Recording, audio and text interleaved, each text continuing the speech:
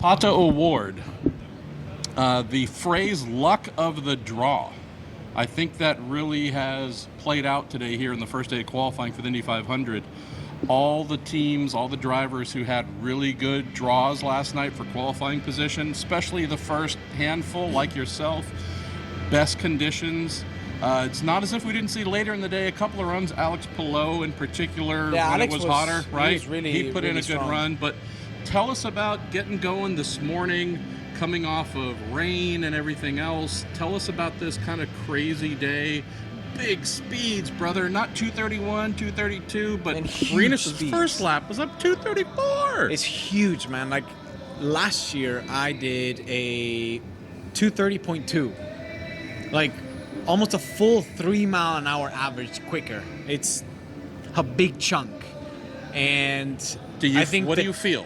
Do you feel that those extra miles? No, miles per so hour? I actually felt really, really solid. I actually think we went very conservative, but that's all we needed to do, right? All we needed to do was to get a good consistent. I think we were the most consistent over the 4 laps, or one of the most consistent. So I think that's what we were looking for: a strong 4-lap consistent run.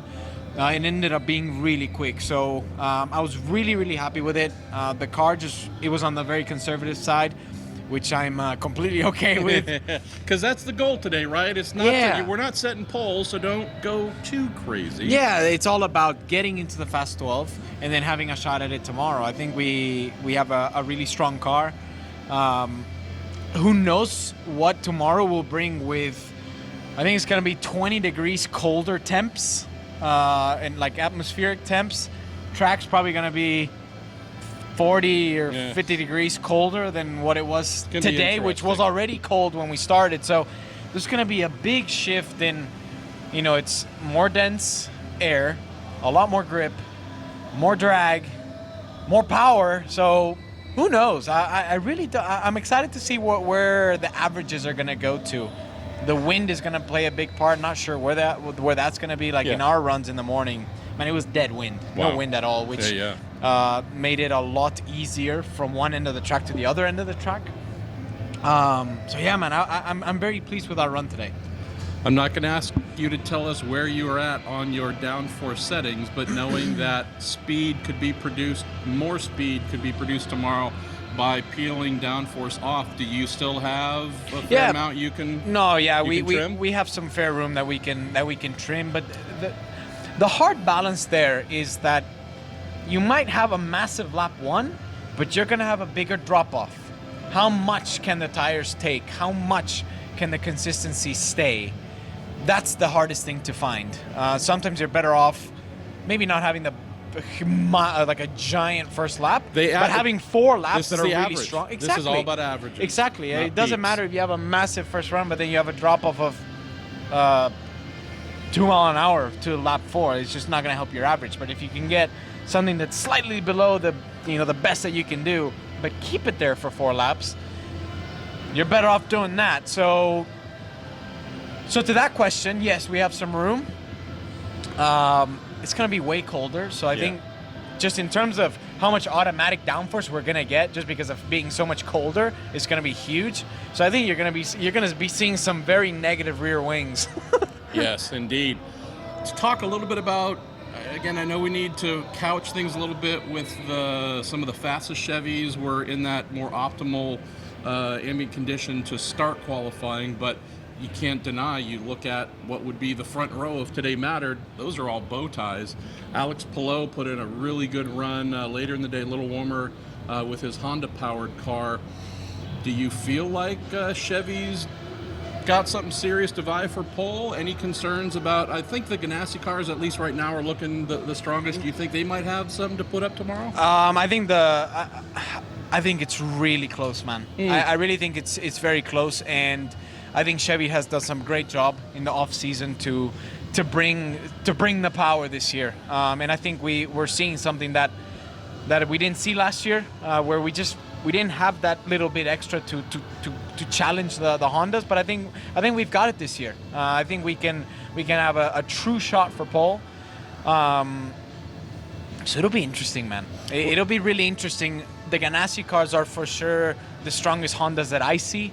First one being Palau. Kanan is there. He's not far back. Jimmy Johnson. Jimmy's there. Like, I was surprised with Scott, actually. I saw his ride. I just don't think he's happy with the car right now. His comments afterwards did not speak to happiness. Yeah, so did he make it into the Fast 12, though?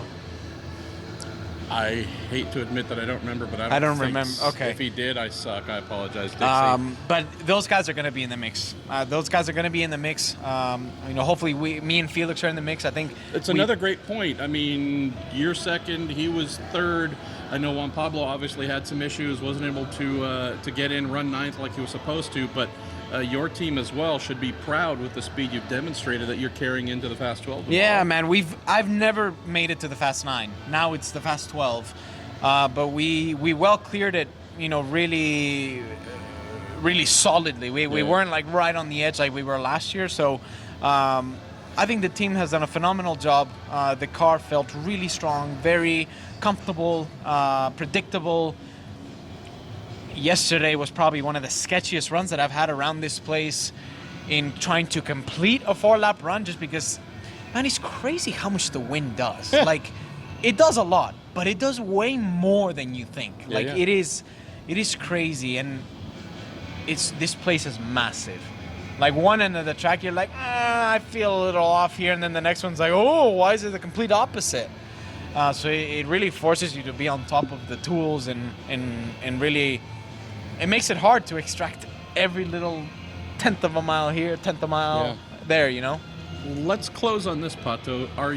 Let's talk about some of the teams who aren't in the Fast 12 or are barely in the Fast 12. I mean, we mentioned a couple of the teams that are in. Should also mention the Ed Carpenter Racing Team, obviously Arenas VK sitting first on today's running. Ed Carpenter in there as well, but all three of the Ray Hall, Letterman, Lanigan entries struggling for speed.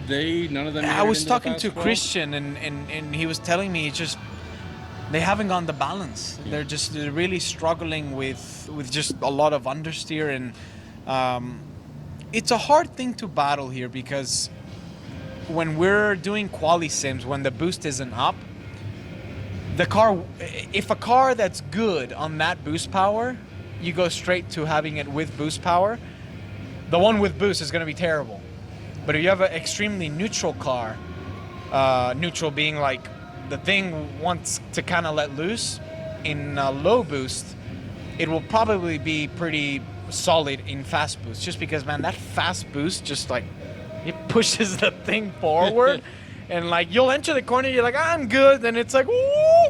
And that wall approaches fast. And I mean, we had it our first run yesterday in Fast Friday where I didn't complete one lap. I said, no way. Yeah. I'm pulling you back into the frame, by the way. Sorry. That's okay. We love you. So yeah, it's a tough balance to find. But yeah, I was talking to him, and he told me, like, man, we feel off. We haven't quite gotten the balance. Andretti team as well, Romain Grosjean, the only those guys member are usually of the 5-car team. He's the only one to make it into the Fast 12. We all expected Rossi, Herta, maybe Marco. I mean, you run down the list. Yeah, I mean, it's weird not to see the Andrettis in the Fast 9. Like, I think last year all of them were in it. Yeah. Right? Almost. I realize that he's got a year, but his first Indy 500, Romain's the only one to make it in. I mean, that's impressive for him. And I talked to him, then he said, we went conservative. So that's what I'm telling you. Whenever you want to get too greedy sometimes, it doesn't pay off in lap time. It just doesn't. It's a really hard kind of balance to find, because you feel like, oh yeah, I'm stuck. And then you like go -7 rear wing, blah, blah, blah. And you're like, I only did one lap. And then it's like, a car wants to kill me. So the Meyershank Racing Team too, right? Defending Indy 500 winner. Basically Andretti cars. Right? Pagano as well. They were somewhat adrift. So again, it was an interesting day. Yeah. Right? I mean, it was definitely some really big, heavy hitters that you would think would kind of like breeze into it.